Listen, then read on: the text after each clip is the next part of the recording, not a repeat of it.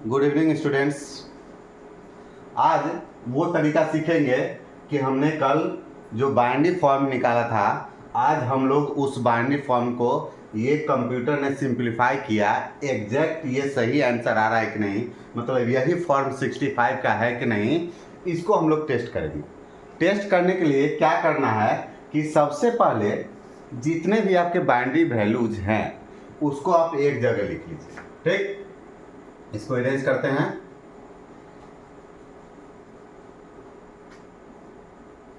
मेरा जो 65 का बाइनरी वैल्यू था ये था 1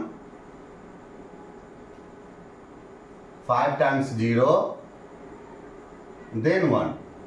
अब इसको ये बाइनरी फॉर्म हमारा 65 का है कि नहीं, इसको कैसे टेस्ट कीजिए, इसको कैसे देखेंगे कि एग्जैक्ट ये सही टर्म है कि नहीं, कंप्यूटर का ये भाषा है कि नहीं। अब इसको जांच करने के लिए कैसे देखेंगे, तो देखिए आपको सबसे पहला एलिमेंट, मतलब सबसे पहला एलिमेंट सबसे पहले पोजीशन पे देखना होगा कि मेरा क्या है। चाहे यहाँ कुछ भी रहे, 0 रहे 1 रहे, कुछ भी रहे, राइट साइड का पहला पोजीशन आपको देखना है। देखिए ये राइट है और ये आपका लेफ्ट है।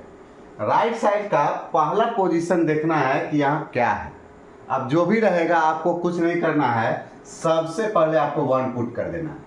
Why? Because this is the symbol of on, मतलब ये जो सिंबल है आपका कंप्यूटर के ऑन का सिंबल। ठीक, तो हमने यहाँ पे क्या कर दिया, 1 पुट कर दिया, मतलब फर्स्ट पोजीशन पे 1 पुट हो गया।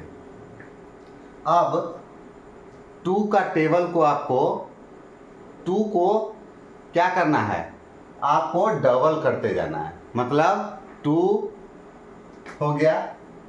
ऐसे देखिएगा 1 का डबल 2, 2 का डबल कितना होगा 4, 4 का डबल 8 और 8 का डबल 16, 16 का डबल 32 और 32 का डबल 64। ठीक, इसके बाद आगे कोई नंबर नहीं है इसलिए हम लोग नहीं लिखेंगे। अब चलिए इसको देखते हैं। अब देखिए आपको याद रखना है, सबसे बेसिक चीज ये है कि जिसका जिसका बेस मतलब नीचे का भाग, जिसका जिसका बेस 1 होगा यही आपका एक्टिव एलिमेंट है, बाद बाकी सारे एलिमेंट डिसएक्टिव है। ठीक, तो एक्टिव एलिमेंट कौन कौन से हैं, तो आपका 1 यहाँ पे 1 है और यहाँ पे 1 है, मतलब 64 वाला एलिमेंट एक्टिव है, तो उसके वैल्यू को लिख लेंगे। और एक कौन सा है, तो लास्ट वाला वैल्यू, मतलब 1 वाला वैल्यू, तो इसका 1 हो जाएगा। अब देखिए अगर इसको आप ऐड करोगे तो क्या हो गया, 64 + 1 = 65। इसका मतलब कंप्यूटर ने जो इसको सिंप्लीफाई किया था दैट इज द करेक्ट, और यही आपका टर्म है, और यही टर्म को हम लोग कंप्यूटर का भाषा बोलते हैं, कंप्यूटर का लैंग्वेज बोलते हैं। ठीक, कंप्यूटर का लैंग्वेज ये है, इसका मतलब ये सही। अब जो 0 एलिमेंट है जिसका बेस 0 है, ये क्या होगा, इसको समूह से बाहर कर दीजिए। ठीक, मतलब जो इसको जोड़ेंगे ही नहीं तो इस समूह में रहेगा ही नहीं। इसका मतलब अब आपको कभी भी सिंप्लीफाई करना होगा, कोई भी चीज सिंप्लीफाई करना होगा, तो पहले आप इसको कर सकते हैं।